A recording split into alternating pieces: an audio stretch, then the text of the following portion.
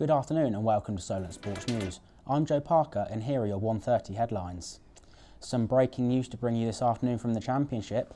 Former Derby owner Mel Morris has reached an agreement with Middlesbrough chairman Steve Gibson in relation to the ongoing row between the two clubs. Morris has made the agreement to make sure the legal dispute doesn't disrupt the sale of the club any further.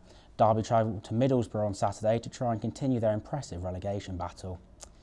In local news, Eastleigh host Yeovil in a mid-table clash tomorrow at the Silver Lake Stadium. The Spitfires, looking for their first win in the league since Danny Whitehall's last-minute winner against Weymouth in early January. There are reports of potential outgoings and incoming transfers around the club today, so stay tuned to keep up to date. Dagenham and Redbridge have confirmed that Johan Zuma has been suspended from playing. The 23-year-old was reportedly behind the camera of the video that went viral of his brother West Ham United player Kurt Zuma kicking a cat. The club have announced a suspension until the RSPCA investigation has concluded.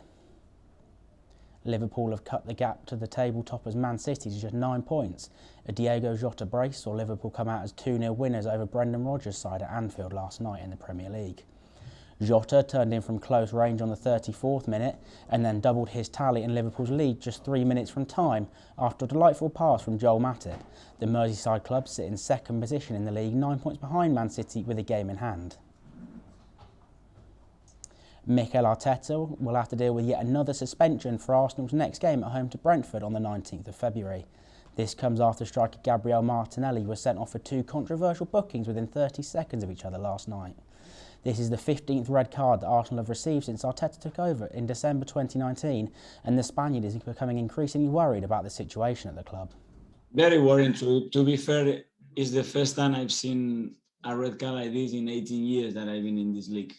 I think you have to be pretty willing to give a red card in that situation. But still, it's what happened.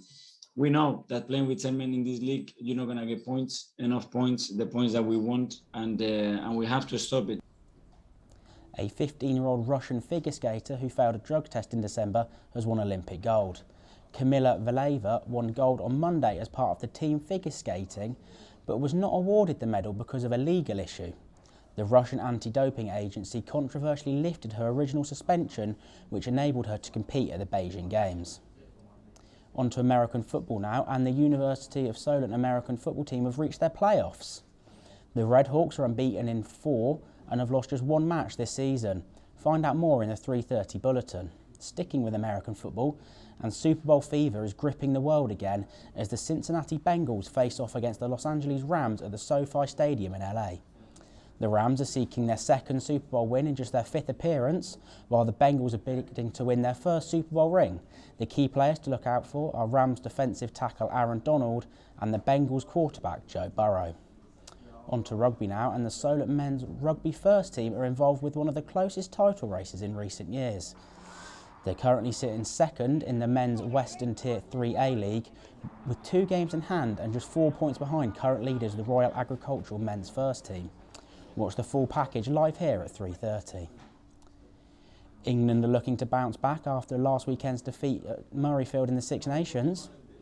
Eddie Jones' men's lost 20-17 to Scotland in the first round of fixtures on Saturday night. England will be looking to pile on the misery against an Italian side who have lost their last 33 Six Nations games. They have since made 6 changes to the team that lost out against Scotland, but Joe Launchbury, who was brought into the camp this week, is not in the matchday squad and will return to Wasps for their league game against Bath. Ireland will be given a setback ahead of their Six Nations clash with France on Saturday. Captain Johnny Sexton will miss the trip to Paris after injuring his hamstring in training. Sexton suffered the injury on Wednesday in Ireland's last day of training before travelling to the French capital. Ireland's previous game was a convincing 29-7 win over Wales. On to F1, and Sebastian Vettel has said the focus should be on the sport and not so much the show after the controversial end to last season's championship in Abu Dhabi. Max Verstappen was able to take the championship from Sir Lewis Hamilton's grasp after race director Michael Massey failed to follow the rules under a safety car.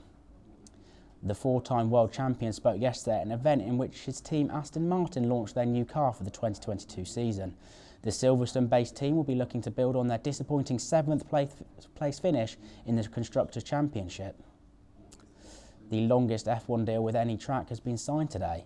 Bahrain has signed an extended contract with Formula One to host a Grand Prix until at least 2036. The new season will open in the Middle Eastern state on the 20th of March after Australia lost its traditional slot because of COVID-19 uncertainties. On to the Winter Olympics now, and Shaun White's exceptional snowboarding career has come to an end without a medal in Beijing. White, who is a three-time champion, came fourth at his fifth and final games. He became the first snowboarding three-time champion 4 years ago in Pyongyang. The 35-year-old was nicknamed the Flying Tomato from his red hair look at his first games in Turin 2006. Remember to keep up to date with us via our social medias at Solent Sports News and our website solentjournalism.co.uk. I'll be back at 3:30 with a wide look at our local stories. See you soon.